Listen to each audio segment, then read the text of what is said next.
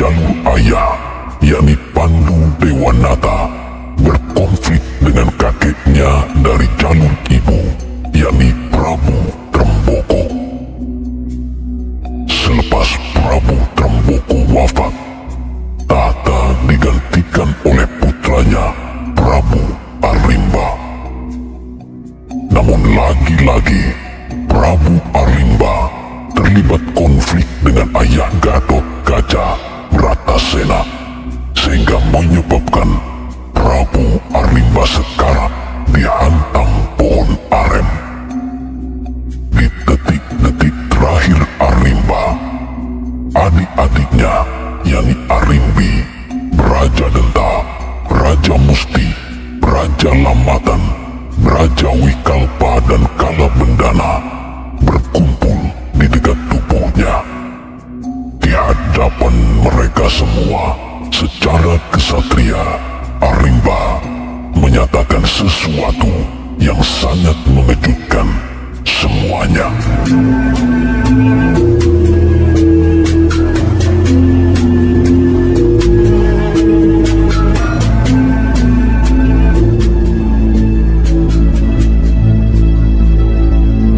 Adik-adikku semua,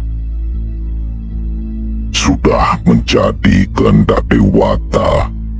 Aku tidak bisa lagi menjadi Raja Pringgandani. Itu artinya tahta Pringgandani harus segera terisi kembali. Tapi sebelum nafasku berhenti, dengarlah kata-kataku ini. Aku sangat mengagumi musuhku sendiri yang sekarang berada di depan kalian semua, yakni Raden Bratasena. Dalam penilaianku, dia sungguh layak menjadi Raja Pringgandani. Karena saat ini aku masih bisa memberi kuasa. Maka dengan ini, aku menunjuk Raden Bratasena sebagai Raja Pringgandani menggantikanku.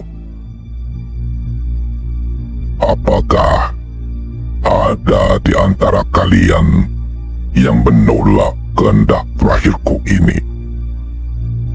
Kakang Arimba, apakah Kakang sudah memikirkan baik-baik segalanya? Apakah Kakang yakin ayah kita Prabu Tremboko di alam kelanggengan tidak marah atas keputusan Kakang ini? Raja Denta, sebelum pertarunganku dengan Bratasena, aku sudah berbicara panjang lebar dengan kakakmu Arimbi. Pertarungan ini bukan untuk mencari siapa yang akan menang dan siapa yang akan kalah, tetapi untuk mencari siapa yang pantas dimuliakan lebih tinggi. Dan sudah terbukti, Raden Bratasena lah yang layak untuk itu. Aku berpikir, dengan dipimpinnya Pringgandani oleh Raden Bratasena, permusuhan antara ayah kita dan ayah Raden Bratasena di masa lalu putus sama sekali. Tidak ada lagi api dendam yang perlu dilestarikan. Ini demi kepentingan kita semua. Nah, apakah masih ada yang mengganjal di hatimu setelah menerima penjelasanku ini, Praja Denta?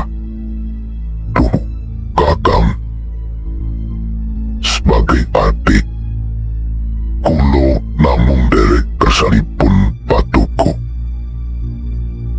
Apapun kehendak Kakang Prabu, saya akan menerima dan tetap setia Tenta. Bratasena, kamu sudah mendengar kata-kataku, bukan? Wah, tidak. Mohon maaf. Aku tidak bisa menerima keputusanmu itu, Kakang Arimba. Aku menolak menjadi Raja Pringgandani. Apa alasanmu, Bratasena? Wah, seharusnya kamu sudah tahu, Kakang Arimba. Tahta Pringgandani sangat tidak tepat jika aku yang mendudukinya. Kamu masih punya banyak adik-adik yang diperhak. Aku sangat berterima kasih atas kepercayaanmu kepadaku. Tapi apapun alasannya, aku tetap akan menolaknya. Baiklah, jika demikian, aku tidak bisa memaksamu. Begini, karena Raden Bratasena telah menolak penunjukanku, maka aku mengambil keputusan yang tidak boleh ditolak siapapun lagi. Tahta Pringgandani aku serahkan pada Arimbi. Dia akan menjadi Rani Pringgandani untuk sementara, sampai putranya dengan Raden Bratasena lahir. Kelak, jika sudah sampai waktunya, putranya itulah yang akan menjadi Raja Pringgandani. Namun, aku juga tidak ingin Arimbi berpisah dengan Bratasena karena harus memerintah Pringgandani. Dia tetap harus bersama suaminya dimanapun berada. Oleh karena itu, setelah kemenangan Arimbi digelar, Arimbi harus diikhlaskan pergi mengikuti suaminya. Sementara pengelolaan kerajaan Pringgandani diserahkan pada Brajatenta yang saat ini menjadi Adipati Glagah Tinunu. Kalian semua harus lapang dada menerima keputusan ini. Dan sebelum nafasku benar-benar berhenti, aku katakan satu hal kepadamu, Bratasena. Karena kamu bertarung layaknya seekor mereka atau serigala, maka sebutanmu yang lain adalah Werkodara atau Werkudara. Werka selain berarti serigala, dia juga merupakan simbol kekuatan, kehebatan dan keberanian dalam beberapa tradisi masa lampau. Maka, gunakanlah juga nama pemberianku ini selama kamu hidup. Nah, adik-adikku semua, sekarang angkatlah sumpah di hadapanku untuk mengakhiri semua masalah yang terjadi pada ayah kita di masa lalu dan yang terjadi saat ini kepadaku. Angkatlah sumpah untuk tidak mendendam pada Bratasena dan hormatilah dia sebagai kakak, sebagaimana kalian menghormati aku selama ini. Ucapkanlah dengan tulus untuk mengiringi kepergianku bersama Sang Hyang Yamadipati.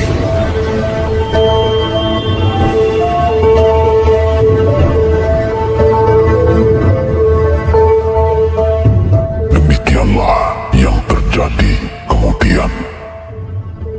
Arimbi akhirnya menjadi Rani Pringgandani untuk sementara. Semua berlalu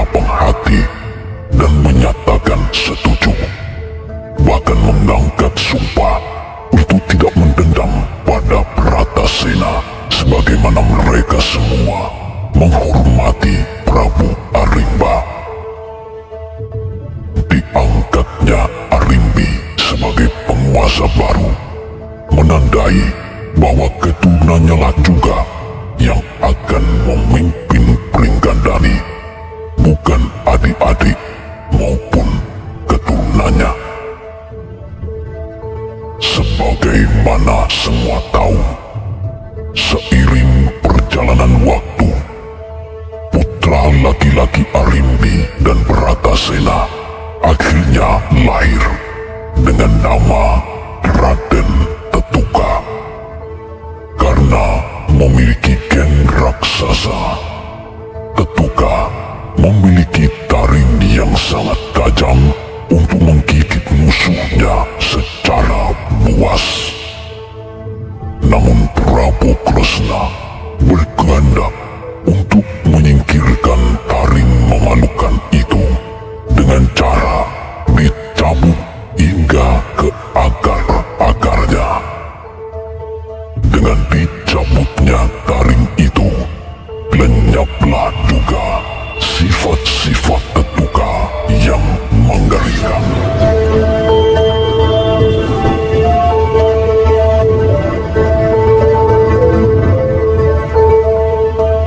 Tetuka, aku adalah Bataragur, Raja Tiga Dunia. Sembah kulo pukulun, Dengarkan kata-kataku ini, Tetuka. Karena kamu lahir dengan rambut yang sangat lebat, maka aku memberimu nama Gatot Kaca. Namun Gatot Kaca juga memiliki arti lain. Gatot artinya perkasa atau ulet. Kaca artinya cermin. Maka Gatot Kaca bermakna sesuatu yang perkasa dan bisa menjadi cerminan bagi siapa saja yang berkeinginan menjadi kesatria utama. Oleh karena itu, Gatot Kaca, berusahalah sekuatnya untuk hidup seperti namamu. Meski demikian, hendaknya kamu tetap menjadi pribadi yang rendah hati, penuh cinta, dan rela berkorban bagi sesamamu penghuni Marcapada. Sembiku pukulun.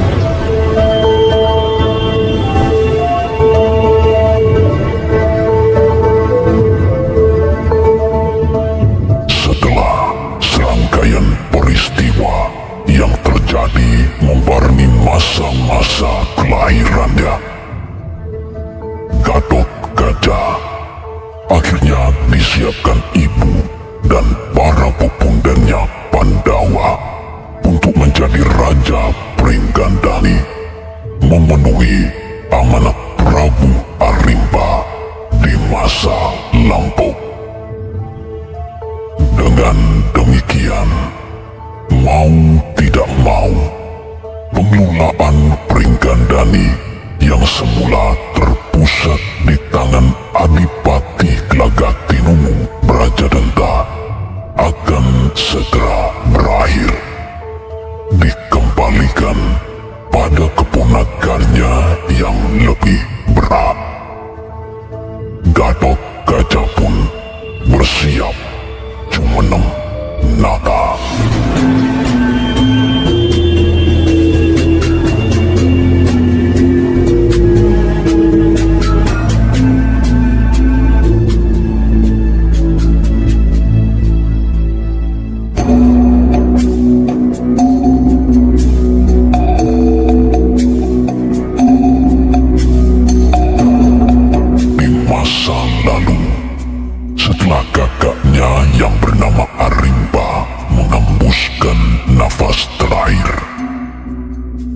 Raja Musti menjadi salah satu pemimpin bala Pringgandani yang turut membantu Pandawa meneruskan pekerjaan membabat alas dan membangun wilayah ibu kota kerajaan Amarta yang bernama Indraprastha.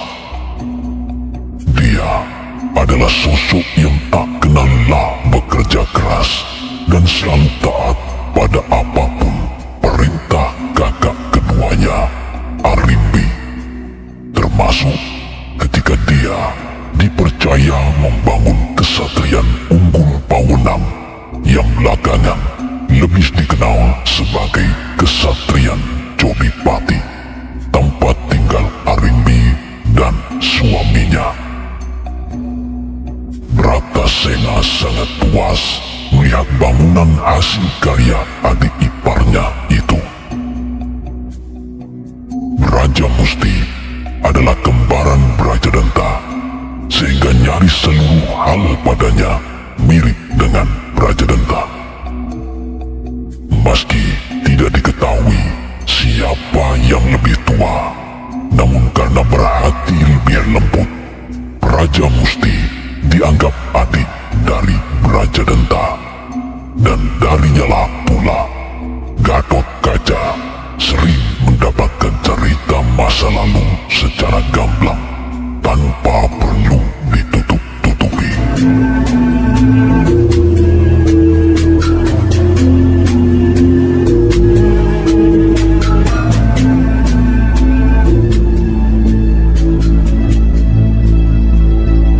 Jadi, dahulu Eyang Tremboko adalah murid dari Eyang Pandu Dewanata, Paman. Iya, benar, Dir Gatot Kaca. Bukan hanya sekedar murid, karena Eyangmu Pandu Dewanata telah menganggapnya sekaligus sebagai adik angkat.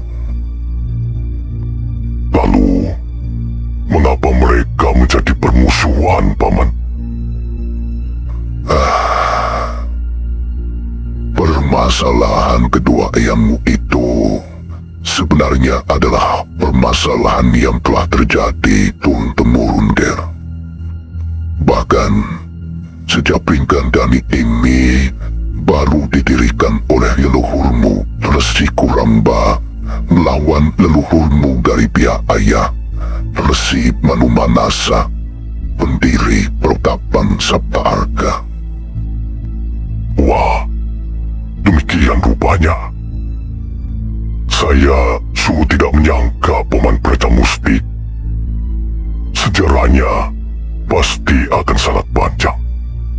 Benar, Gir. Tidak akan ada habisnya jika aku ceritakan saat ini seluruhnya. Karenanya, pernikahan ibumu dan ayahmu yang lantas melahirkan kamu pastilah karena para dewa ikut campur menyelesaikan masalah tersebut. Meski harus ditebus dengan pengorbanan besar dari kakak ibumu, Prabu Arimba. Jika dia tidak mau menyerahkan nyawanya sebagai kurban melalui tangan ayahmu, aku sendiri tidak tahu sampai kapan permusuhan tersebut akan selesai. Paman Brajamusti, apakah permusuhan yang terjadi berlarut-larut itu akibat hasutan dan adu domba pihak lain? Salah satunya mungkin begitu, Mir. Khususnya pada peristiwa Eyang Tremboko dan Pandu Dewonoto. Semula banyak yang mengira dengan diangkatnya Eyang Tremboko sebagai murid Eyang Pandu, permasalahan yang terjadi turun-temurun itu menjadi putus. Tapi nyatanya tidak. Bahkan Pringgandani dan Hastina terlibat perang sangat dahsyat hingga menyebabkan banyak nyawa melayang sia-sia. Bolehkah saya mengetahui kisah itu sedikit saja, Paman? Tentu saja, Gatotkaca. Sebagai calon Raja Pringgandani, kamu harus tidak henti-hentinya belajar dari kisah masa lalu. Tiap sejarah kelam yang terjadi, jangan pernah kamu ingkari. Berlakulah sebagai anak bangsa yang berjiwa kesatria. Yang hitam, katakan hitam. Yang putih, katakan putih. Sehebat apapun leluhurmu di mata kamu sendiri, mereka tetaplah titah biasa yang bisa berbuat salah maupun sebaliknya. Dari yang hitam, kamu bisa belajar untuk mawas sendiri dan tidak jatuh ke dalam lubang yang sama. Dari yang putih, kamu bisa mencari tahu lebih jauh mengapa dia disebut putih. Ketika kamu mengetahui sejarah, yang terpenting adalah berani mengungkap kebenaran dan pengetahuan apa adanya. Meski kadang yang diungkap itu terasa tidak menyenangkan, sangat pahit, bahkan memalukan. Mungkin, Paman. Pesan Paman ini pasti akan selalu saya perhatikan. Baiklah, Anggir. Karena cerita permusuhan antar leluhurmu telah terjadi sangat lama dan banyak kisahnya, maka ceritaku kali ini aku potong dan hanya kumulai saat 100 Kurawa baru saja dilahirkan. Kala itu, Tremboko yang telah menjadi Raja Pringgandani mendadak mergemegul Hastina yang dirajai Pandu. Penyebabnya adalah dendam karena adik Tremboko yang bernama Boko kalah di tangan Patih Pandu yang bernama Gandamana. Sayangnya, Tremboko gagal percaya. Dia lumpuh oleh Pandu karena tubuhnya berhasil ditancapkan ke dalam tanah hingga tersisa kepalanya saja.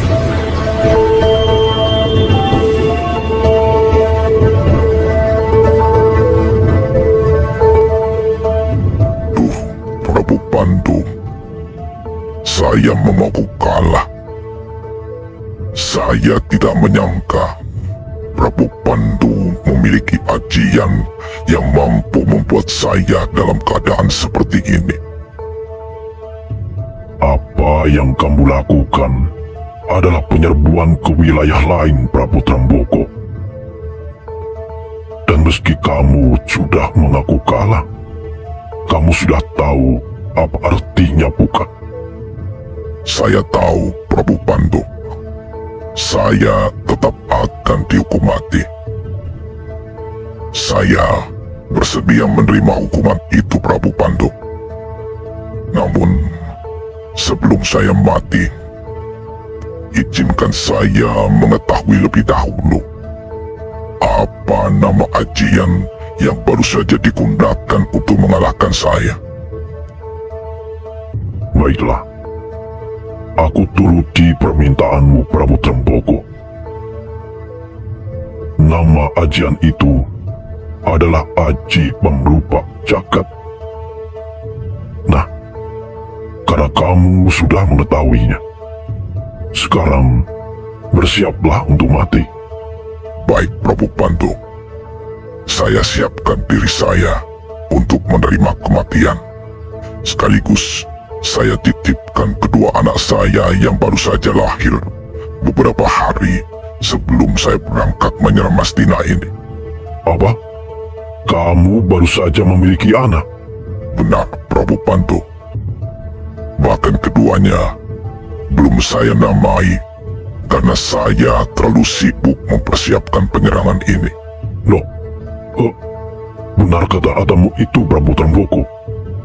Benar, Prabu Pandu. Tuh, Kenapa menjadi seperti ini? Prabu Tremboko, dengarlah.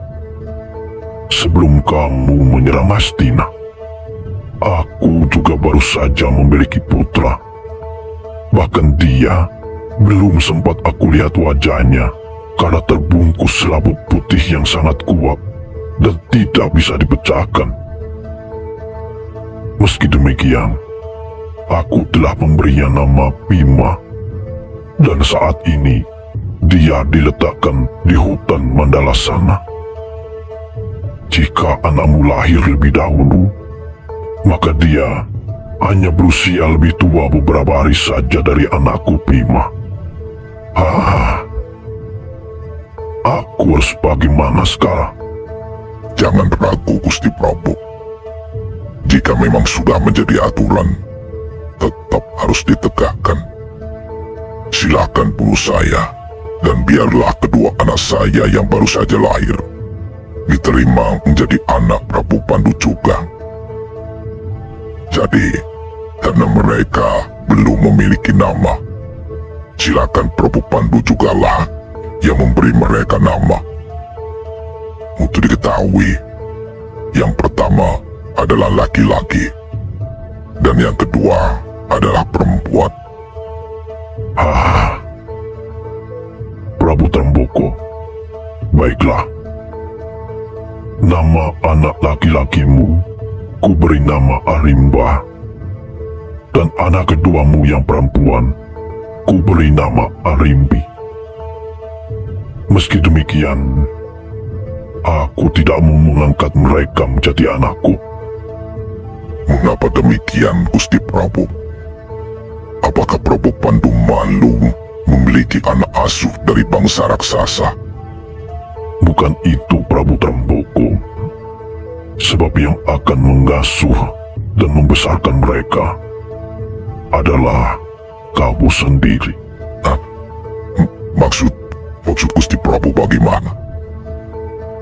Atas belas kasihku kepadamu, kamu tidak akan aku jatuhi hukuman mati, Tremboko. Pulanglah dan rawatlah mereka baik-baik, karena kelak di penghujung akhir hidupmu, tahta Pringgandani akan berada di tangan mereka pula.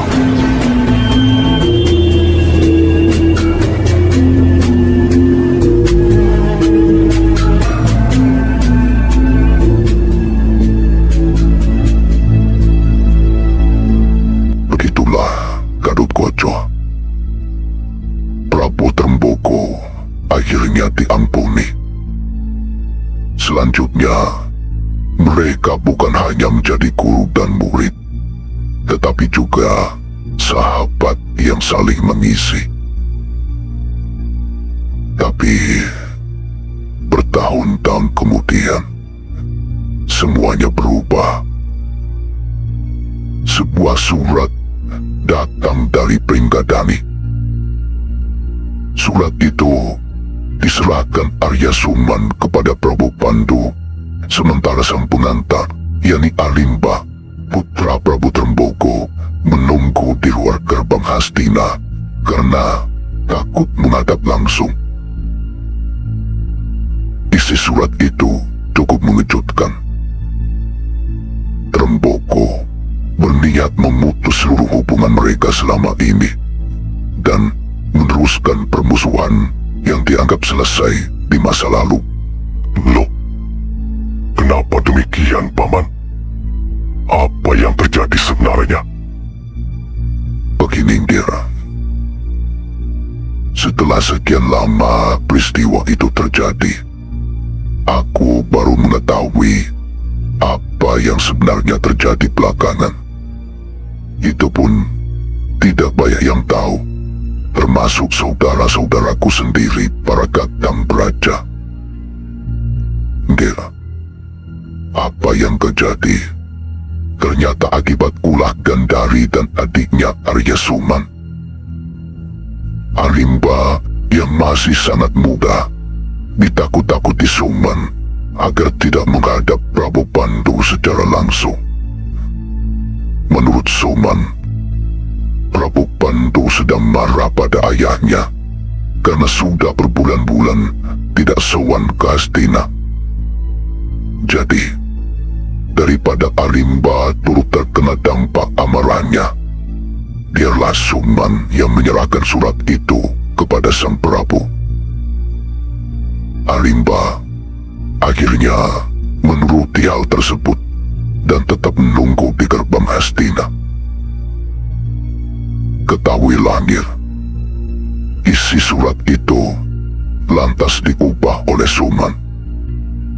Yang tadinya berisi undangan syukuran atas kelahiran anaknya yang bernama Kalabendana, diubah menjadi pemutus persahabatan.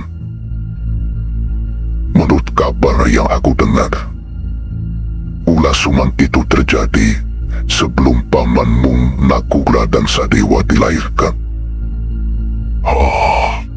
Eyang Pandu pasti sangat bingung telah menerima surat pemutusan hubungan itu. Apakah Eyang Pandu akhirnya membalas surat tersebut, Paman? Tentu saja, Ngir. Eyang Pandu kemudian mengutus Patih Gandamana untuk mengirim surat balasan ke Pringgandani, mempertanyakan ada masalah apa sebenarnya. Tapi Suman lagi-lagi datang lebih dulu menghadap ke Eyangmu Tremboko.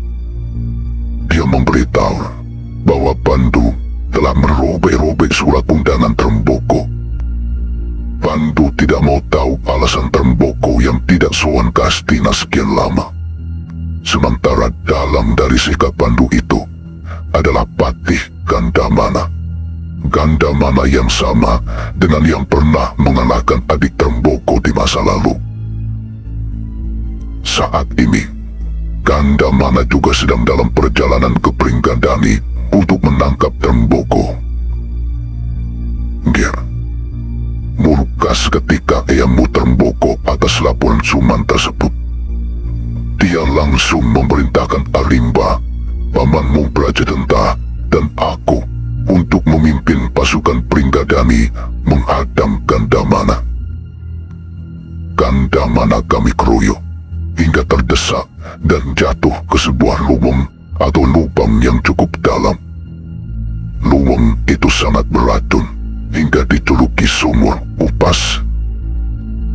Begitu dia berada di dalam sumur, kami semua segera menjatuhkan berbagai bebatuan hingga lubang itu berubah menyerupai bukit batu. Setelah Gandamana dianggap tewas, kami pulang ke tempat masing-masing. Singkat cerita, karena Gandamana dikabarkan telah tewas dihabisi oleh orang-orang Pringgandani, Suman kemudian diangkat menjadi Patih Hastina oleh Eyangmu Pandu. Pengangkatan secepatnya itu dilakukan karena Hastina harus segera memiliki patih baru untuk menghadapi penyerangan lanjutan dari pihak Pringgandani. Tapi ternyata Gandamana belum tewas. Entah oleh bantuan siapa, Gandamana pulang ke Hastina di saat pelantikan Suman sebagai patih. Gandamana langsung menyeret Suman dan menghajarnya habis-habisan hingga cacat seperti sekarang ini. Kudengar, Gandamana memperlakukan Suman seperti itu bukan sekedar karena terkena fitnah, tetapi juga karena istri Gandamana terpaksa mengakhiri hidupnya sendiri sebelum diruda paksa Suman. Namun, sayangnya, di mata Eyangmu Pandu, perbuatan Gandamana yang menghajar Suman di depan raja dan para pejabat lainnya adalah perbuatan yang memalukan serta main hakim sendiri. Meski dia ternyata masih hidup, Gandamana tetap diberhentikan sebagai patih dan diusir dari bumi Hastina selamanya. Suman sendiri, meski telah cacat atas desakan Adipati Drestarastra dan istrinya Gandari, tetap diangkat sebagai patih Hastina. Tapi Eyangmu Pandu juga merasa perlu menghukum Sumang karena perbuatannya. Nama Sumang harus dirubah menjadi Sangkuni untuk dipermalukan selamanya, sebagai tanda bahwa dia cacat oleh Saka atau Dali, Uni atau ucapannya sendiri.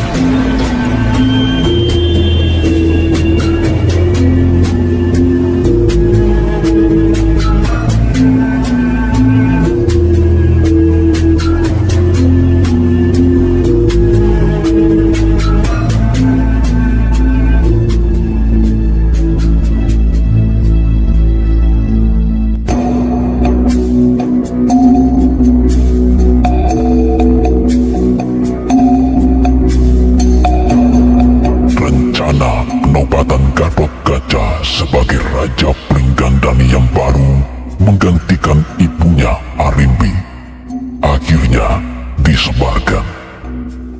Sejumlah kerajaan sekutu didatangi para duta untuk mendapatkan undangan. Tentu saja kabar ini tercium dengan mudahnya oleh para Telik Sandi Hastina yang lantas meneruskan ke pusat komandonya di ibu kota. Oleh karena berita itu pula, buru-buru Patih Sangkuni menghadap ke Prabu Duryudana untuk membicarakan hal penting tersebut.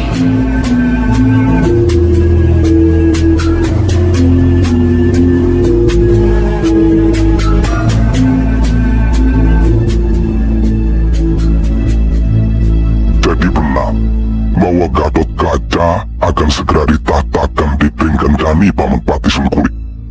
Benar, Nger. Kabar yang saya dapatkan dari Telik Sandi sudah saya pastikan kebenarannya.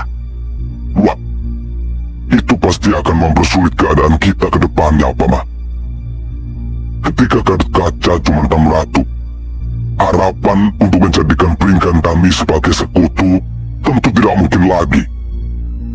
Ya, apa yang Paman katakan jauh-jauh hari akhirnya terbukti, Tongger. Apakah Angger lupa bahwa pamanmu ini pernah menyarankan untuk segera membuat rencana terukur pada Pringgandani, mumpung Gatot Kaca kala itu masih bujang? Tapi Angger justru meremehkan saran Paman sehingga waktu berjalan begitu cepat dan semuanya jadi terlambat seperti sekarang ini. Sekarang, Pringgandani telah mengirim undangan ke berbagai wilayah sehubungan dengan acara penobatan Gatot Kaca sebagai raja baru di sana. Wah, iya, saya akui bahwa saya telah salah, Paman. Saya kurang jeli mengamati situasi. Tapi membiarkan Gatot Kaca Jumenang Ratu pasti akan tambah ribut lagi ke depannya, Paman. Itu pasti, Nger. Kita semua tahu seberapa hebat bala Pringgandani jika dikerahkan dalam pertempuran. Di bawah pimpinan Brajamusti sebagai panglima perang, mereka benar-benar ngecirisi dan tidak pernah takut mati. Wah, Paman, benarkah sudah tertutup segala cara untuk menghalangi penobatan Gatot Kaca secepatnya? Aduh, saya sendiri juga tidak tahu, Nger. Tapi sepertinya ada satu peluang kecil yang tetap perlu kita coba. Peluang apakah itu, Paman? Begini, Nger. Setelah Prabu Pandu tidak menjadi Raja Hastina, seharusnya Pringgandani tidak punya masalah lagi dengan kita. Apalagi setelah Angger Duryudana menjadi raja. Kalau memang mau mengungkit masa lalu, Pringgandani harusnya mengalihkan urusannya dengan para Pandawa di Amarta. Merekalah para keturunan Pandu yang lebih bertanggung jawab daripada kita. Oh, ya. Oh, sekarang saya paham, Paman. Tidak salah saya terus mempertahankan jabatan Paman sebagai Patih Hastina hingga saat ini. Kecerdasan Paman memang tidak ada duanya. Lalu, apa yang perlu kita lakukan, Paman? Sejak Prabu Aritba gugur di tangan Bima, pengelolaan Pringgadani sementara waktu berada di tangan Adipati Gagatinunu Brajadenta. Dialah peluang kecil yang Paman maksud, Nger. Disebut kecil karena sebagai pengelola sementara, dia tidak punya hak menjalin kerjasama dengan wilayah mancanegara seperti kita. Keputusan besar semacam itu ada di tangan Rani Pringgandani saat ini, yakni Arimbi. Tapi mudah-mudahan kita bisa membuat Brajadenta keluar jalur, sehingga Pringgandani selanjutnya bisa menjadi sekutu kita. Wah, demikian rupanya, Paman. Oh, saya rasa untuk siasat sehebat itu, tidak ada satu orang pun yang bisa melakukannya di seluruh wilayah Hastina, kecuali hanya Paman sendiri.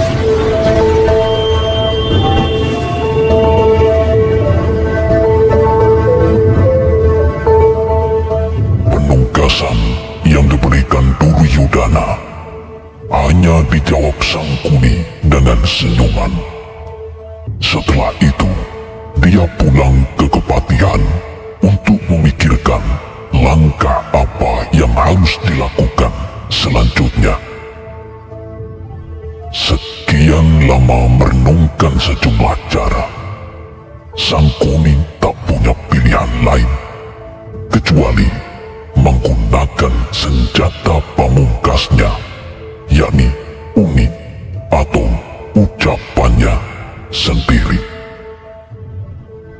Sementara itu, di Kesatrian Brajamusti, Gatot Kaca masih tak bergeming di hadapan pamannya untuk terus mendapatkan lanjutan cerita para leluhurnya di masa lampau.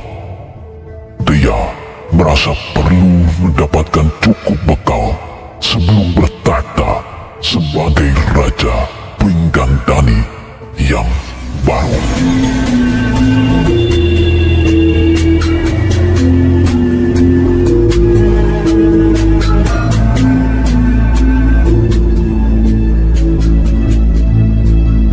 Begitulah Nger Gatotkaca. Sangkuni akhirnya menjadi Patih Hastina. Dan tentu saja, masalah Pringgadani dan Hastina semakin tidak karu-karuan. Apalagi setelah Pandu justru mempercayakan penyelesaian masalah kepadanya.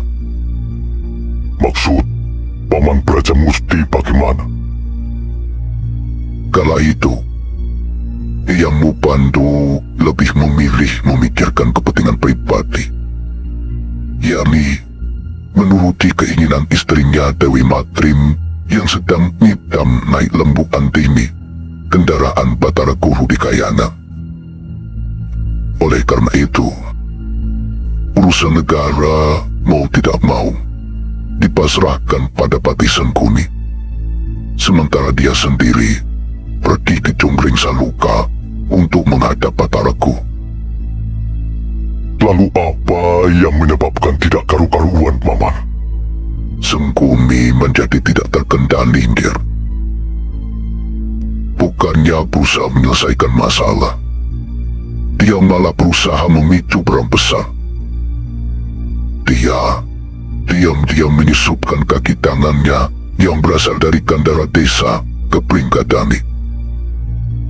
Mereka membuat kerusuhan yang hebat, sehingga membuat Prabu Tremboko terpaksa memerintahkan Arimba meredam kerusuhan tersebut.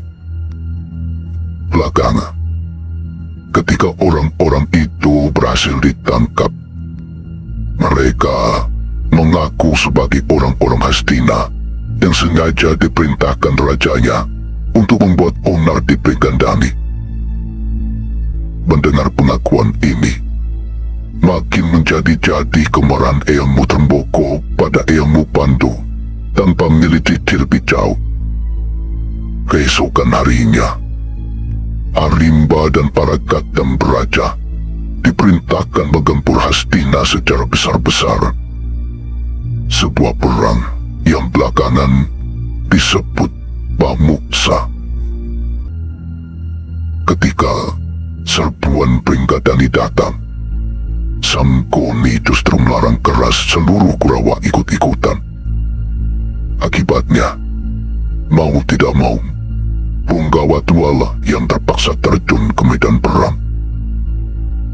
Mereka adalah orang-orang yang setia sejak ayah Prabu Pandu. Ya, itu memang taktik Sangkuni untuk menghabiskan seluruh orang-orang yang setia pada Eyangmu Pandu hanya dalam sekali perangus. Beberapa di antara mereka mati di tanganku sendiri. Tapi harus paman akui, bala tentara Hastina memang dilatih secara luar biasa. Pada hari pertama, kami berhasil dipukul mundur sehingga terpaksa kembali ke perbatasan. Melalui Trisandi, kami akhirnya mengetahui bahwa Hastina kala itu berada di bawah senopati hebat yang bernama Arya Bargawa dan Arya Pilawa. Kekalahan di hari pertama ini membuat Eyangmu Tremboko muka besar, sehingga dialah yang memimpin langsung pertempuran hari kedua. Dalam pertempuran kali ini, Senopati Arya Bargawa tercabut nyawanya di tangan Prabu Tremboko.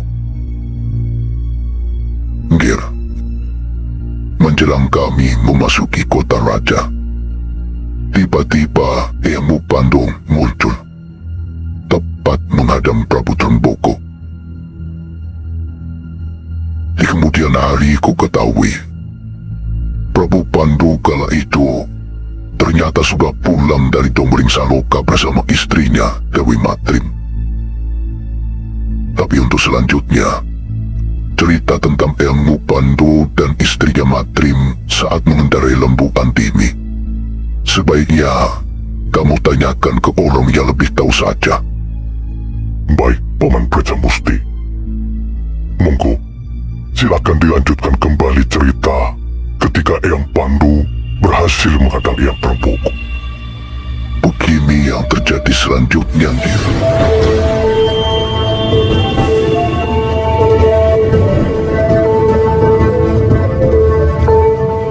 Tremboko, aku tidak menyangka apa yang terjadi di masa lalu harus terulang lagi saat ini. Pengampunan yang aku berikan ternyata tidak membuatmu benar-benar bertobat. Bahkan putramu yang telah kuberi nama, kamu ajak untuk memerangiku. Pandu, ingatlah, sedikit pun aku tidak pernah meminta pengampunan. Kamu sendiri yang sukarela memberikannya di masa lalu. Kesalahanmu kali ini berlipat-lipat, Tremboko. Kamu telah berusaha membunuh Kadamana dan juga telah menewaskan punggawa-punggawa terbaikku kali ini. Sepanjang hidup mereka, tidak ada satu helaan nafas pun yang mereka sia-siakan selain hanya untuk mengabdi kepada Hastina. Karena itu, aku harus menuntut balas atas kematian mereka. Tidak perlu berpanjang-panjang, Pandu. Jika kali ini aku harus melawan guruku sendiri, maka demikianlah yang telah ditulis para dewata. Jika aku yang mati, anggaplah kamu sebagai guru yang mengantar murid ke Swarga Loka. Sebaliknya, jika kamu yang mati, anggap aku sebagai murid yang mengantar guruku sendiri menemui para dewata. Terserah kata-katamu, Tremboko. Tapi permintaanku hanya satu. Kita bertarung tanpa perlu melibatkan para prajurit lagi. Ini masalah kita berdua. Uruslah pusakamu keris Kalanada. Biarlah dia menghadapi keris pusakaku Kiai Bulang Dulu.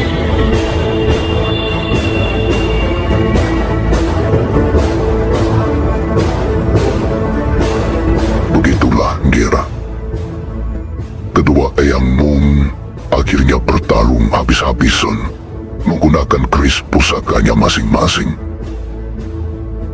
Mereka tidak menggunakan ajian sakti karena jauh sebelumnya, ketika mereka masih berhubungan baik, keduanya saling mempelajari ajian yang dimiliki masing-masing. Kala itu, mereka bertarung semata-mata mengandalkan kelincahan raganya saja. Tentu saja, Eyang Mu Pandu yang bertubuh lebih kecil menjadi yang paling lincah.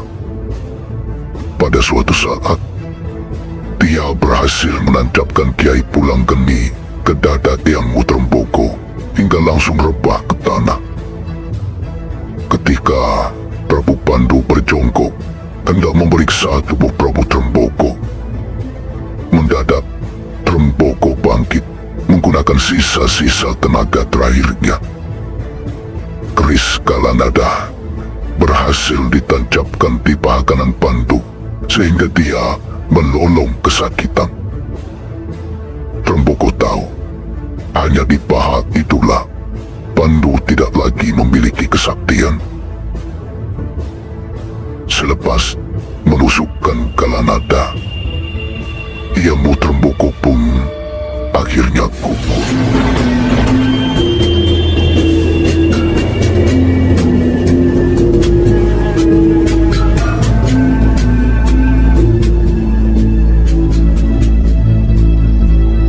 Ger Gadut Koco, kisah selanjutnya kamu sudah tahu bahwa karena luka itu pula lah Eyang Mu Pandu akhirnya wafat di kemudian hari, yakni tidak lama setelah pamanmu Nakula Sadewa lahir dari Dewi Matrim. Kutukan Resi Kindama dan Rara Tremi di masa lalu akhirnya benar-benar terbukti. Keris Kalanada dan Pulang Geni kemudian diwariskan pada pamanmu Arjuna, karena dialah yang dianggap paling mampu merawat kedua pusaka tersebut. Ger Gadut Koco, sekian waktu setelah meninggalnya Eyang Mu Pandu, Hastina akhirnya menjadi seperti sekarang ini. Duryudono menjadi raja, tapi sebenarnya yang berkuasa di Hastina adalah Sangkuni. Nah, setelah tiba waktumu menjadi Raja Pringgadani, berusahalah untuk selalu belajar dari apa yang terjadi di masa lalu. Hidup itu tidak ubahnya roda yang berputar. Apa yang terjadi di masa lalu pasti akan terjadi lagi di masa depan, meski hanya tampil dalam bentuk yang berbeda.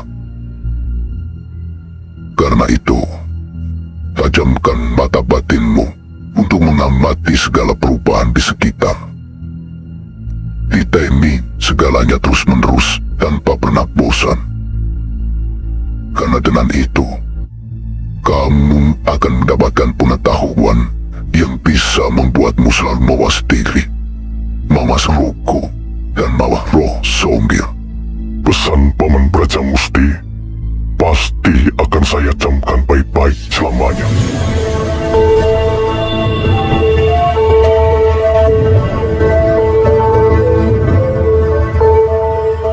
Seperti yang telah direncanakan sebelumnya, setelah menentukan hari yang tepat, Sangkuni memacu kudanya ke Kadipaten Glagatinunu, tempat Adipati Brajadenta memimpin Pringgandani untuk sementara.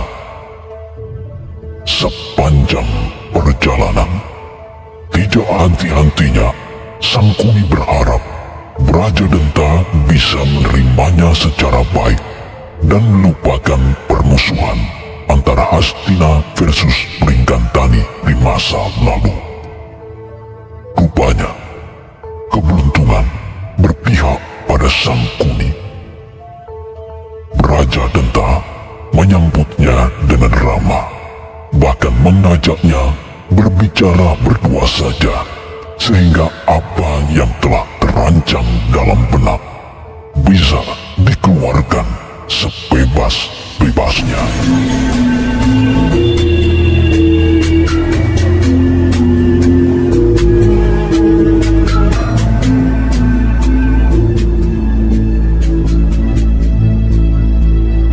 Jadi, itu yang diharapkan Prabu Duryodhana pada Sangkuni.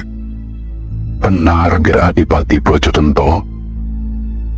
Dengan diperbaikinya hubungan antara Hastina dan Pringgandani, mudah-mudahan segalanya menjadi baik. Pringgandani dan Hastina bisa saling bekerja sama untuk memperoleh hasil yang menguntungkan antara kedua belah pihak di kemudian hari. Begini, Paman. Paman Patih salah alamat jika kedatangan ke Kadipaten Lekatinunung dengan tujuan seperti itu. Saya bukan Raja Pringgandani. Saya hanya sedang bertugas mewakili kakak saya Arimbi yang kebetulan saat ini tinggal di Kesaktian Umbul Bawenang bersama suami dan putranya Garutkada. Segala keputusan yang menyangkut urusan luar kerajaan, tetaplah kakak saya Arimbi yang memiliki wewenang. Saya benar-benar kagum dengan Angger Adipati. Menjalankan amanat dengan penuh tanggung jawab sekaligus rendah hati. Segala urusan negara, Angger kerjakan hingga teliti dan kesungguhan, sehingga betul-betul mengenal urusan Pringgandani luar dan dalam, meski jabatan Angger bukan raja.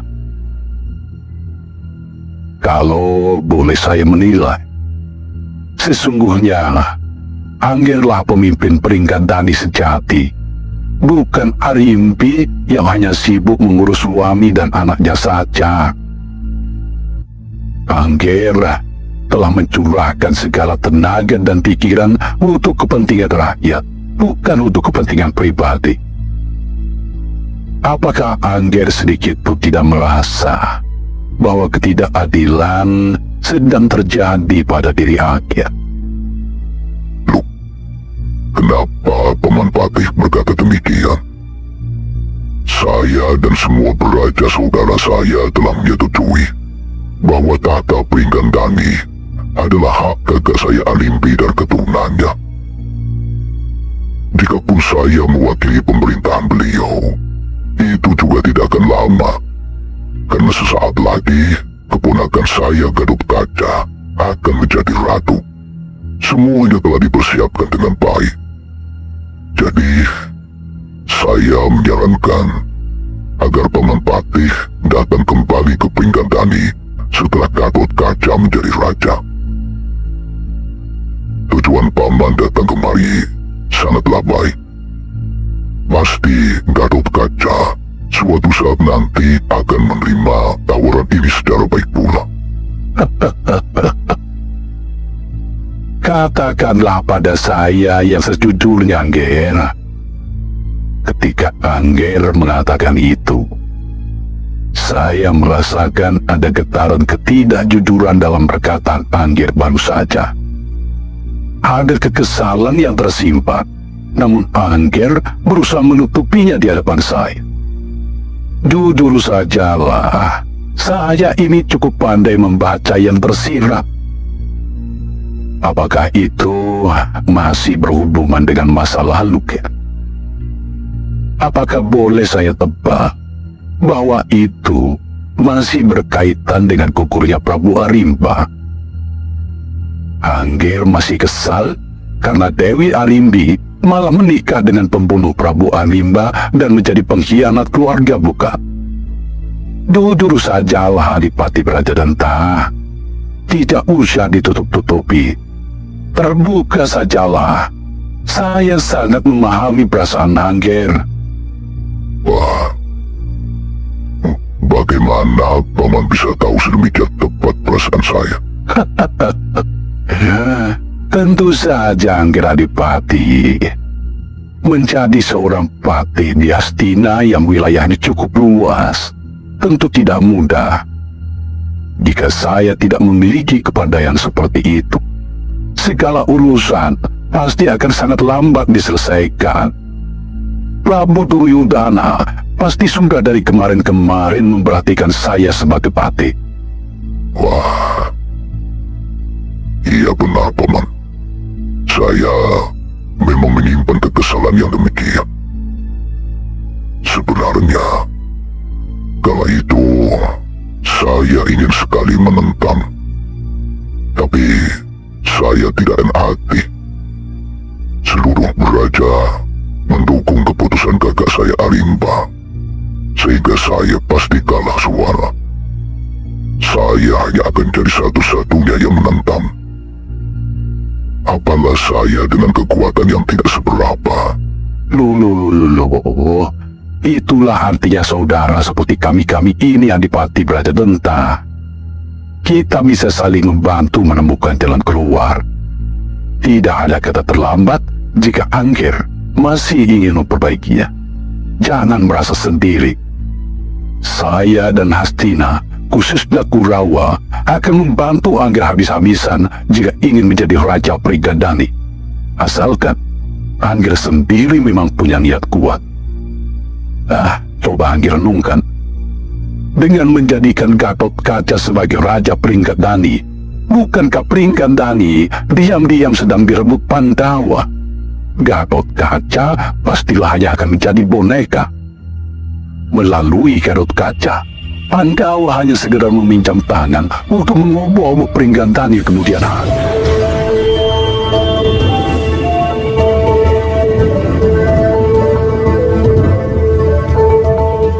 Terdiam Raja Denta mendengar kata-kata Sengkuni. Tiba-tiba dia teringat sebuah ramalan dari masa lampau. Dada Raja Denta bergemuruh. Tekadnya untuk menghalangi pengangkatan Gatot Kaca menjadi Raja Prigadani mendadak semakin bulat. Di hadapan Sengkuni, Raja Denta menyatakan tekadnya untuk membangun.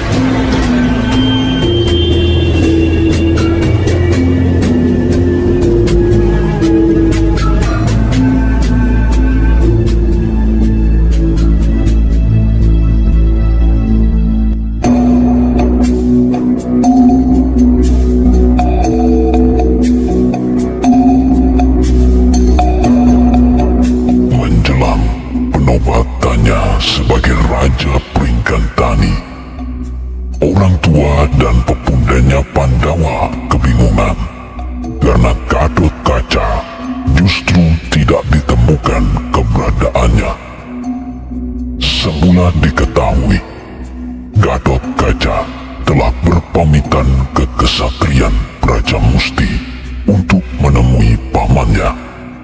Namun Petruk dan Bagong yang diutus untuk menyusul Gatot Kaca ke tempat itu tidak menemukannya.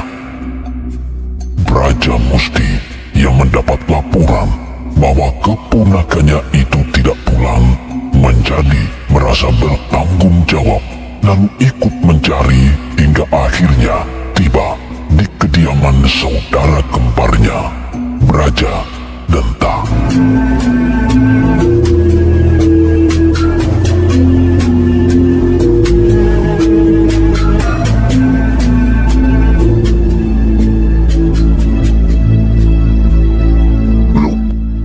Gatot Kaca sama sekali tidak datang ke Gelagah Tilulu ini, Kakang Brajadanta. Sama sekali tidak, Brajamusti. Lagi pula, untuk apa dia datang kemari? Wih, Kakang ini bagaimana toh? Bukankah sudah saya katakan sebelumnya bahwa siapa tahu dia akan berangkat ke Pringgandani bersama Kakang? Apalagi dia pernah menyampaikan rencana pada saya bahwa setelah dia diangkat sebagai Raja Pringgandani, status Kakang Prajadenta akan dinaikkan sebagai patih, mendampingi Gatotkaca dalam memerintah. Jika benar mau Gatotkaca seperti itu, aku akan menolaknya, Praja Musti. Aku bahkan ingin mengumpulkan para Kakang Praja sesegera mungkin. Loh, butuh apa, Kakang? Aku ingin penobatan Gatotkaca tidak dilanjutkan lagi, Praja Musti. Keputusan itu sama sekali tidak sah karena melibatkan pihak di luar Pringgandani. Loh, pihak mana yang Kakang maksud? Pandawa, Gatotkaca pasti telah banyak meminta pertimbangan mereka. Kakang Prajadenta, bukankah itu hal yang wajar? Ayah Gatotkaca adalah Pandawa, sementara Gatotkaca dan ibunya selama ini juga tinggal bersama mereka. Tentu hal yang biasa jika Gatotkaca meminta saran dari mereka, dari orang-orang yang terdekat. Dalam penilaianku, selama ini Pandawa terlalu banyak ikut campur Praja Musti. Gatotkaca hanya boneka, sementara mereka lah yang memainkannya. Apakah kamu lupa bahwa Pringgandani telah bermasalah dengan Pandawa sejak lama? Prabu Pandu telah membunuh Prabu Temboko ayah kita. Selanjutnya, Bratasena Yowerkutoro juga telah membunuh Prabu Alimba kakak pertama kita. Keluarga Praja harusnya membalas dendam, bukannya malah terus-terusan seperti kerbau yang dicocok hitung seperti sekarang ini. Ikut saja kemauan mereka, termasuk dalam hal pengangkatan Gatotkaca. Kakang Prajadenta, mengapa Kakang tiba-tiba berubah demikian cepat? Ada apa ini? Apakah ada yang mempengaruhi Kakang? Jika benar, tolong ingatlah sumpah kita di hadapan Kakang Alimba sebelum beliau menghembuskan nafas terakhirnya. Sumpah yang menghapus segala permusuhan kita dengan Pandawa, lebur dalam cinta Bayu Alimbi dan Raden Bratasena. Kakang Prajadenta, mari kita jaga sumpah itu dan kita bawa sampai mati. Tidak, aku tetap menolak pengangkatan Gatotkaca. Justru kita seharusnya bersatu agar Pringgandani tidak mudah diobok-obok pihak lain. Kata-kata Kakang seperti mengarahkan tombak ke depan, tapi ujungnya terbalik. Saya telah dikabari bahwa Kakang baru saja ke Tamuan Patih Sengkuni mewakili rajanya. Pastilah dia juga yang membuat Kakang mendadak berubah demikian. Kakanglah yang sengaja membiarkan Pringgandani diobok-obok dengan mudah oleh pihak luar. Lancang sekali mulutmu, Praja Musti. Aku ini kakakmu. Jangan menuduh sembarangan. Kamulah yang terbukti terpengaruh oleh para Pandawa. Sekali lagi aku tegaskan bahwa aku tetap menolak pengangkatan Gatotkaca. Kakang Prajadenta, keputusan Kakang ini layak disebut mbalelo, memberontak. Rani Pringgandani, yakni Dewi Alimbi, telah menyetujui pengangkatan putra laki-lakinya Gatotkaca untuk menggantikan kedudukannya. Dengan demikian, Kadipaten Gelagah Tinunu telah melawan keputusan raja. Terserah apa katamu, aku tidak peduli. Jika Gelagah Tinunu harus angkat senjata, maka itulah juga yang akan aku lakukan. Sekarang, karena kamu tidak ada gunanya lagi ada di sini, pergilah cepat. Jika tidak ingin rakamu kuhantukan di sini.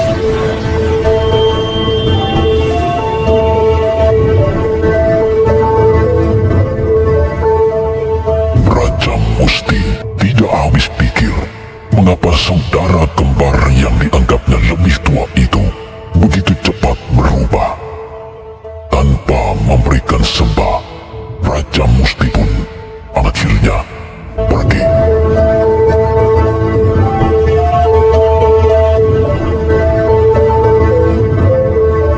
Di sisi lain, Gatotkaca yang sedang dicari kesana kemari ternyata sedang bersemedi di sebuah candi pendarmaan yang terawat dengan sangat baik.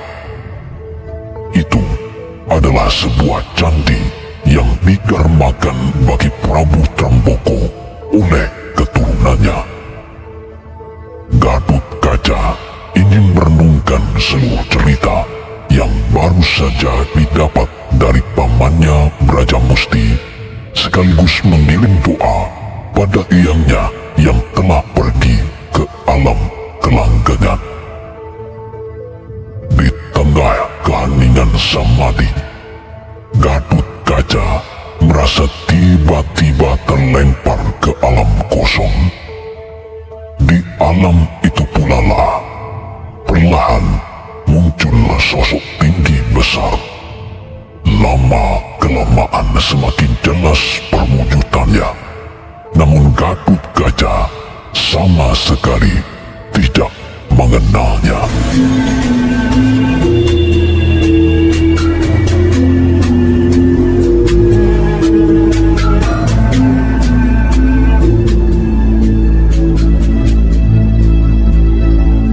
Nuwun sewu, panjenengan menika sinten? Pewujudan kados raja, tapi memiliki wajah seperti raksasa.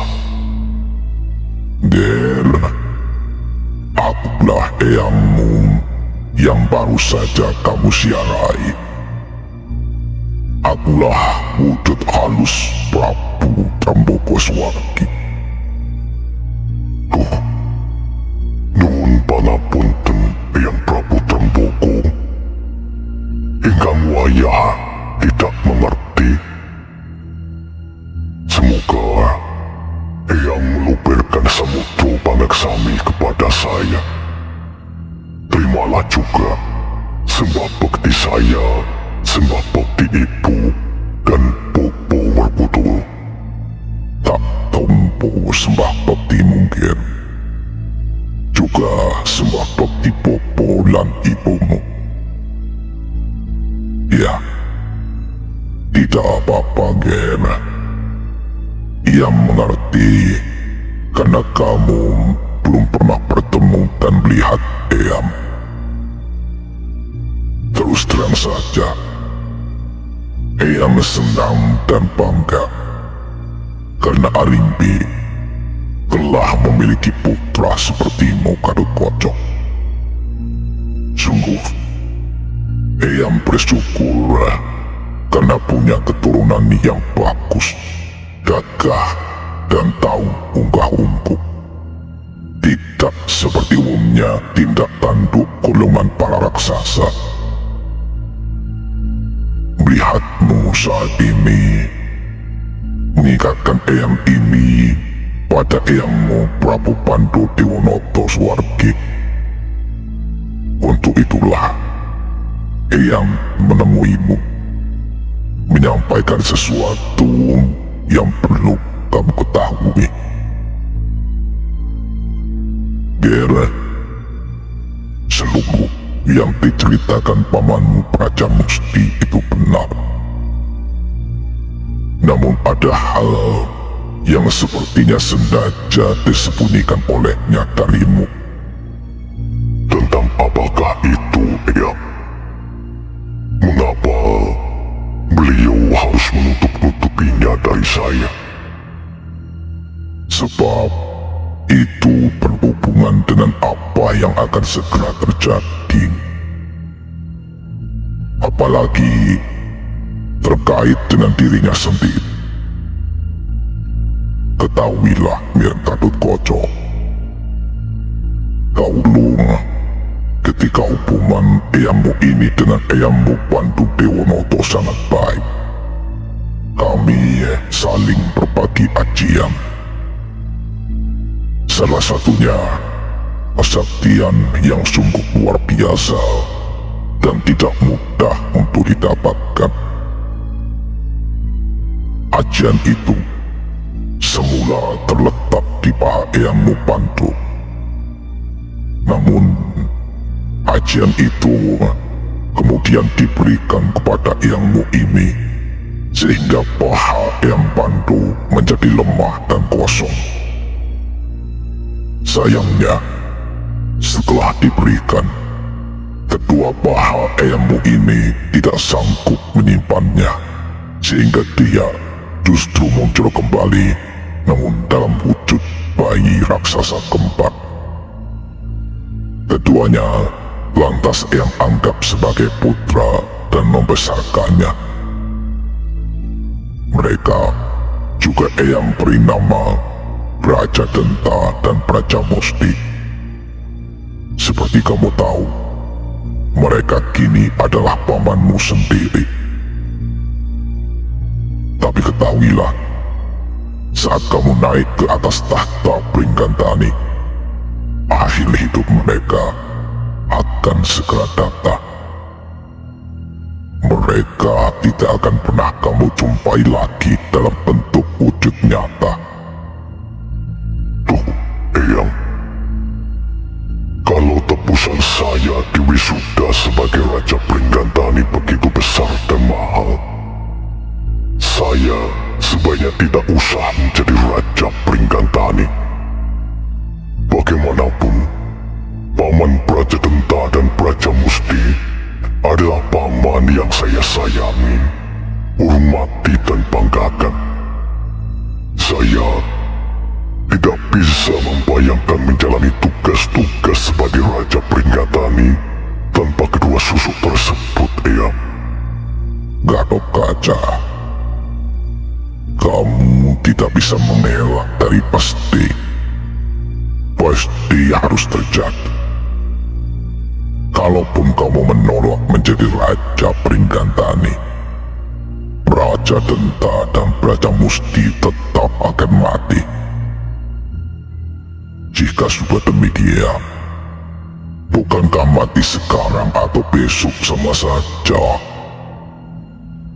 Lihatlah rakyat Pringgantani yang telah menunggu sekian lama adanya raja baru. Mereka menunggu dipimpin oleh seorang raja yang lebih cakap, berbudi laksono sepertimu. Praja Musti telah menceritakan banyak hal kepadamu. Belajarlah dari cerita-cerita itu.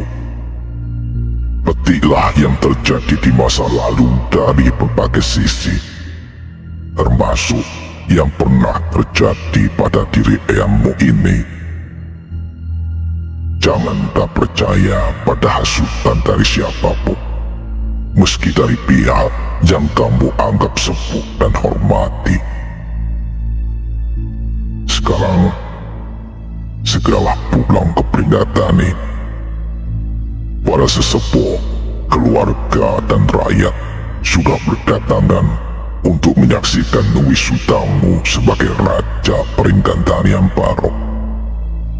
Ngestu akan tahu.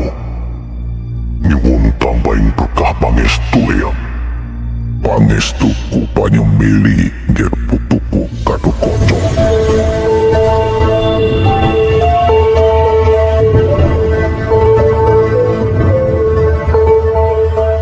Betapa lega keluarga Pandawa setelah Gatot Kaca akhirnya turun dari angkasa dan memberikan sembahnya. Dia segera meminta maaf atas keterlambatannya. Namun baru saja dia hendak berganti pakaian kebesaran raja, mendadak suasana berubah tegang. Praja Denta tiba-tiba datang mengamuk membabi buta.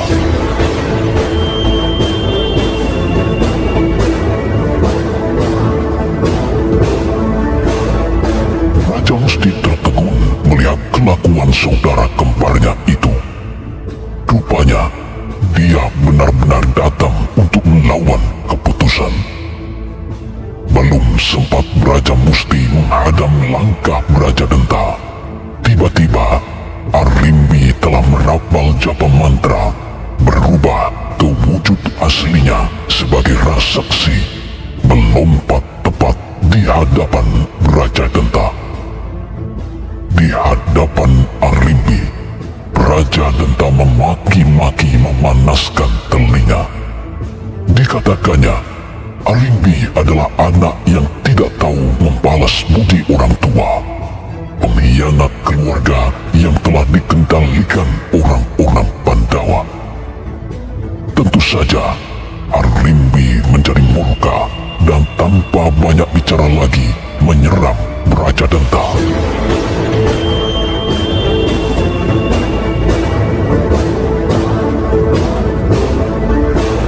Pertarungan kedua kakak beradik pun terjadilah. Adu kesaktian yang dilakukan menggetarkan sekelilingnya. Tidak ada yang berani memisahkan mereka, karena bagaimanapun juga itu urusan keluarga. Hanya dalam waktu singkat, pertarungan Arimbi melawan Raja Denta tergambar hasil akhirnya. Arimbi bukan hanya terdesak mundur, namun juga terpukul berulang-ulang. Tubuh raseksi Arimbi terjerembab ke tanah bukan hanya sekali dua kali, tapi dia terus berusaha bangkit menghadapi adiknya sendiri itu. Keadaan ini membuat Prabu Kresna yang datang selaku undangan menjadi gelisah. Dia tidak tega melihat keadaan Arimbi. Karenanya, Kresna mendekati Bima yang berdiri tidak begitu jauh dari Gatut Kaca.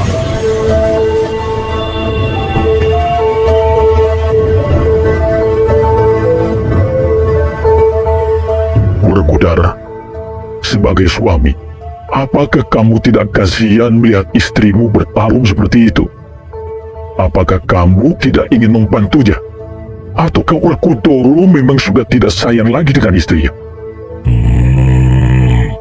Kalau sayang tetap sayang. Bagaimanapun Arimbi adalah istri saya dan ibu dari anak saya Gatut Kaca. Tapi yang dihadapi Arimbi kali ini bukan musuh, melainkan adiknya sendiri. Perkelahian saat ini masalah perebutan warisan tanah dan tahta Pringgantari. Sebagai suami yang merupakan orang luar, tidak pantas kalau saya ikut campur.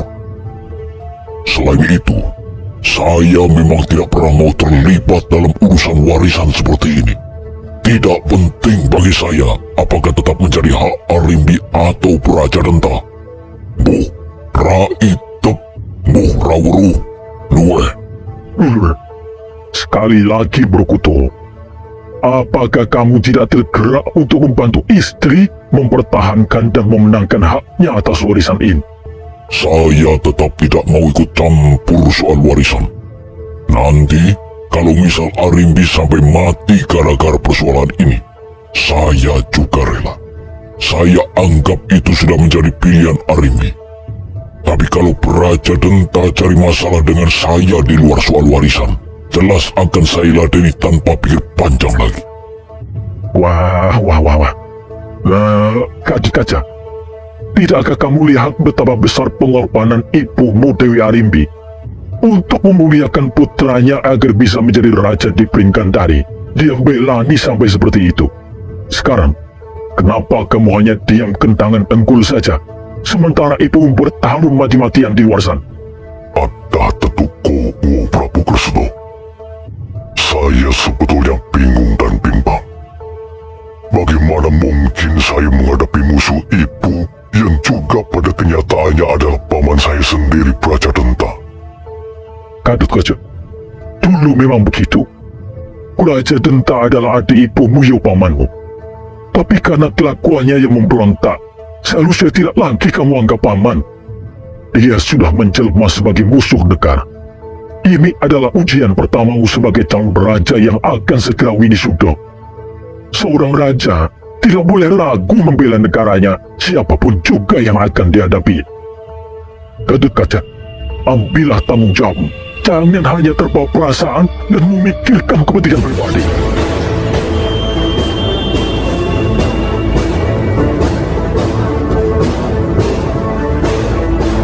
Tersentak Gatut Kaca mendengar kata-kata Prabu Kresna yang serasa menghujam tajam ke siku jeruannya.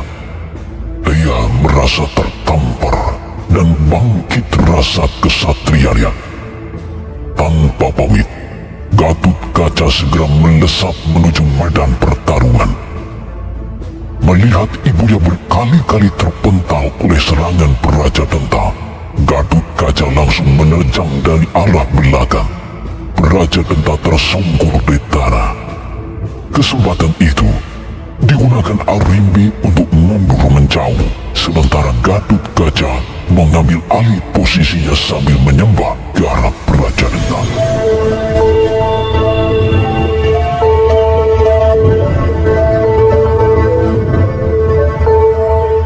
Maturaken sembah pangabekti Paman Praja Denta. Ukinimun aku pangaksamni karena telah menyerang Paman dari belakang. Semua saya lakukan karena tidak sampai hati melihat ibu kesakitan berkali-kali oleh serangan Paman. Sehebat apapun ibu melawan, sudah jelas bukan tandingan Paman. Mohon maaf, berhentilah menghambur-hamburkan kemarahan. Jika Paman Praja Denta memang menginginkan tanah dan tahta Pringgandani, saya rela menyerahkannya sekarang juga, Paman. Wila talak Gatut Kaca. Sosok seperti ini kayak akan bertahta di kerajaan Pringgandani. Kesatria lemah begini kayak akan disuyuti rakyatnya. Belum keluar setetes pun keringat, belum babak belur kulitnya, tapi sudah menyerah. Gatut Kaca, aku, Adipati Praja Denta, tidak sudi menerima belas kasihan dari bocah sing tulung hilang pupuk lempuyali. Kalau kamu merasa kesatria, ayo bertarung sampai salah satu dari kita ngadang-ngadang jadi patang. Mari kita buktikan siapa yang paling pantas menjadi raja di Pringgandani. Kalau kamu takut dan memilih menjadi pengecut, segera bunuh dirilah di depan pamanmu ini. Biar semua melihat bahwa calon rajanya tidak lebih dari seorang pecundang. Lawan aku Gatut Kaca, ku pecahkan dadamu jadi dua. Iya.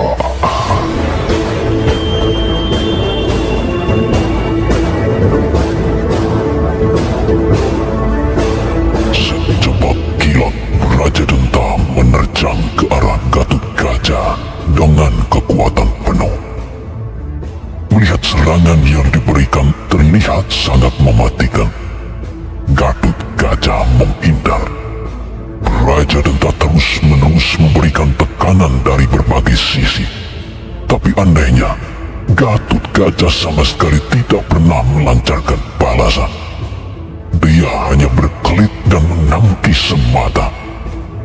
Gemas karena merasa dipermainkan, Praja Denta mengeluarkan kesaktian andalannya, yakni Lepur Sakti. Ajian yang mampu menghancurkan Gatut Kaca hingga berkeping-keping tidak berbentuk lagi. Melihat Gatut Kaca terancam jiwanya, Praja Musti langsung masuk ke arena. Tanpa meminta izin lebih dahulu, dia menyusup masuk ke tangan kiri Gatut Kaca. Gatut Kaca kaget merasakan hawa panas mendadak merasuk telapak kirinya, membuat seluruh urat-uratnya menegang. Secara spontan, dia mengibaskan tangan kiri itu ke depan. Bersamaan itu pula, Praja Denta begitu dekat di depan batang hidungnya. Tangan kiri Gatut Kaca tidak sengaja menghantam dadanya.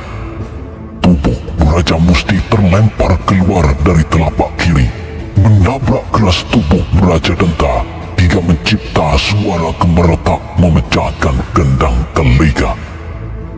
Hanya dalam sekedip mata, tubuh raksasa Praja Denta dan Praja Musti ambruk ke tanah. Raga mereka remuk dan patah seluruh tulangnya. Keduanya tewas seketika.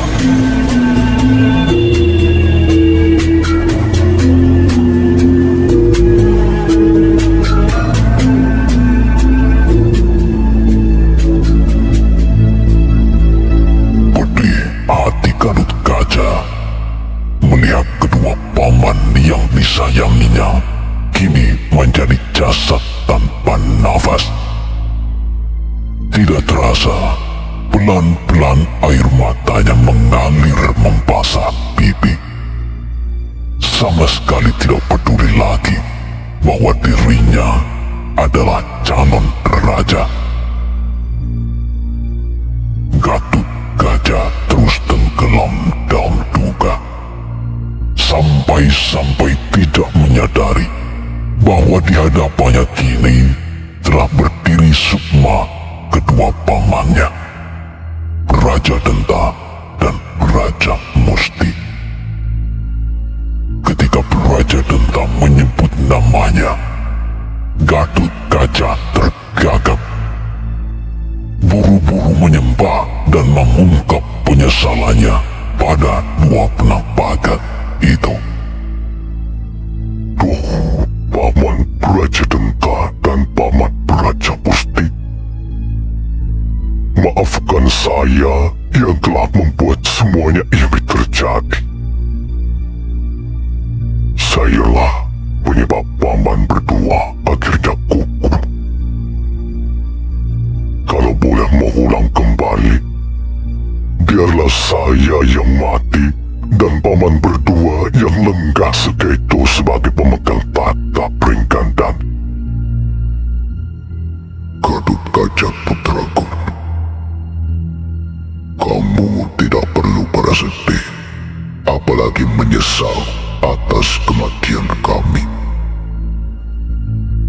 Telah jauh-jauh hari kami ketahui adanya ramalan tentang waktu kematian kami sendiri. Ramalan itu mengatakan bahwa kelak ketika keturunan Prabu Pandu siap bertahta, itulah juga akhir Raja Denta dan Raja Musti di dunia. Aku, Adipati Raja Denta, hanya tidak mau mati karena penyakit di tempat tidur. Aku ingin mati secara jantan, matinya para ksatri. Karena itulah aku membuat ulah. Di samping apa yang aku lakukan adalah untuk menguji kemampuanmu dalam mengambil keputusan dari sebuah persoalan yang cukup rumit. Di satu sisi aku pamanmu, di sisi yang lain aku juga musuhmu.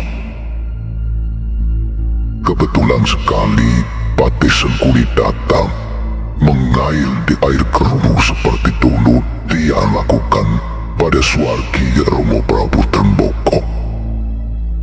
Maka aku gunakan kesempatan itu untuk segera menjadikan ramalan itu nyata, membuat Raja Musti melawanku dan ikut mati bersamaku juga. Jadi ini semua sama sekali bukan salahmu. Relakanlah kematian kamu. Tidak usah bersedih lagi. Kamu harus siap menyongsong masa depan yang sudah tergelar di hadapanmu. Tapi Paman, bagaimana saya bisa menjemput masa depan jika tangan saya berlumur dosa? Dosa membunuh paman saya sendiri. Jangan berkata seperti itu, Ngir.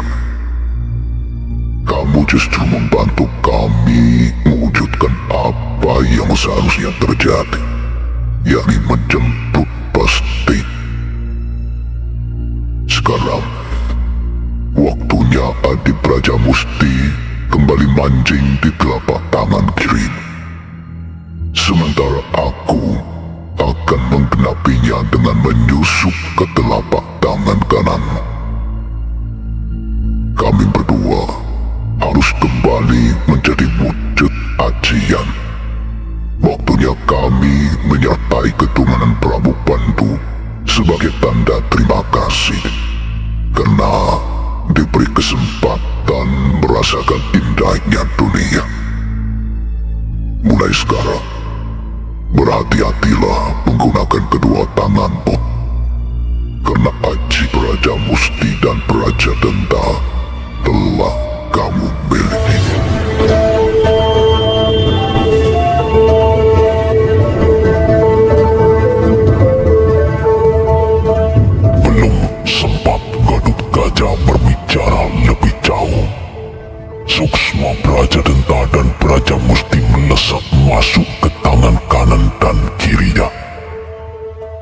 saat jari jemarinya terasa panas seperti disengat sesuatu.